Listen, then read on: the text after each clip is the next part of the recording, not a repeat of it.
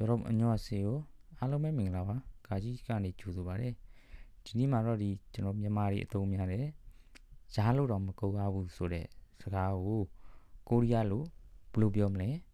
မျှဝေပေးပါမယ် Okay အဲ့ဒါကိုကိုရီးယားလိုဘယ်လိုပြောလဲဆိုရင်နှစ်မျိုးပြောလို့ရရပါတော့ပထမတစ်မျိုးကတော့ non ko tu se opsi papayo non ko tu se opsi papayo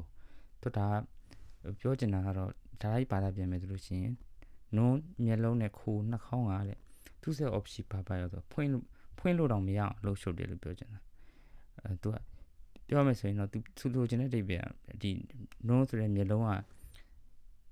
မျက်တောင်ခတ်တာပေါ့နော်အဲ့လိုမျက်တောင်ခတ်ဖို့အချိန်မရှိတော့အောင်နှာခေါင်းကလည်းအသက်ရှူဖို့အချိန်မရှိတော့အောင်ဒီလှုပ်ရှုပ်တယ်ဆိုတာကိုတင်စားတာပေါ့နော်နောက်တစ်မျိုးကကြတော့ junction opsi papayo